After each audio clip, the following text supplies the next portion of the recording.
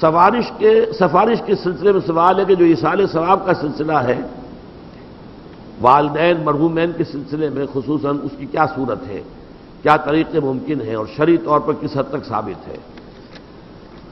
دیکھیے، ایصال ثواب کے ضمن میں دو رائے ہیں ہمارے ہاں۔ اکثریت جو بھی ہمارے ہاں سنی علماء ہیں، دیوبندی بھی بریلوی بھی، وہ اس کے قائل ہیں کہ ایصال ثواب ہوتا ہے مالی عبادت کا بھی اور بدنی عبادت کا بھی۔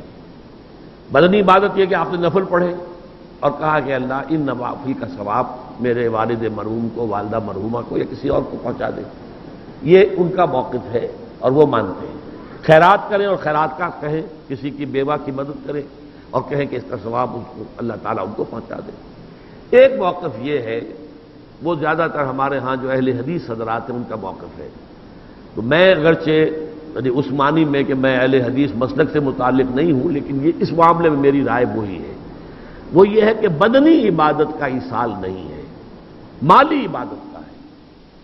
مالی عبادت آپ نے خیرات کی ہے، صدقہ دیا ہے، کسی غریب کی مدد کی ہے، مسکین کی مدد کی ہے، بیوہ کی مدد کی ہے، یتیم کی مدد کی ہے، کسی مقروض کی مدد کی ہے، مال خرچ ہوا ہو تو اس کی جگہ پر جو ہے آپ اپنا ایصال ثواب اس کا کر سکتے ہیں، بدنی عبادت کا نہیں۔ واللہ عالم۔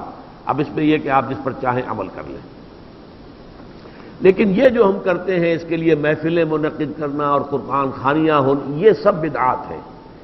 جو بھی ہوگا انفرادی طور پر ہوگا، اجتماعی کسی شے کا ثبوت موجود نہیں ہے ہمارے پاس۔ اس کے لیے جمع ہونا ہے اور پھر کھانا پینا بھی ہے اور ایک تقریب بن گئی ہے اور وہ ایصال ثواب کے لیے ہے، یہ ساری چیزیں۔ اور بچوں کو بلایا جا رہا ہے، قرآن پڑھوا رہے ہیں، انہیں پیسے دے رہے ہیں، اور وہ قرآن بھی کیا پڑھتے ہیں، وہ دو ورق جو ہیں الٹتے ہیں، وہ پیسے پڑھنے لینے کے لیے تو آئے ہوتے ہیں بیچارے، نہ انہیں سمجھ، یا یہ کہ اچھا بھائی تم ادھر بیٹھ جاؤ، یہ صفحہ تم پڑھ دو، یہ صفحہ میں پڑھ دیتا ہوں۔ کیا حماقتیں ہیں! ایسے مذاق میں تو سمجھتا ہوں دین کا اور قرآن کے ساتھ تمسخر ہے جو ہوتا ہے، یہ سب بدعات ہے۔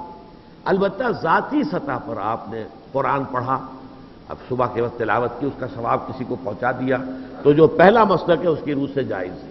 میرے نزدیک قرآن پڑھنے سے، نماز سے، نفل سے، اس سے نہیں۔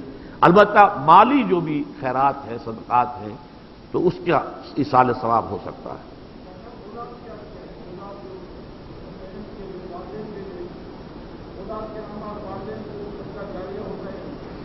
اولاد اگر نیک ہے تو وہ خود صدقہ جاریہ بن جاتے ہیں والدین کے لیے، بشرطے کہ والدین نے ان کی تربیت کی کوشش کی ہو۔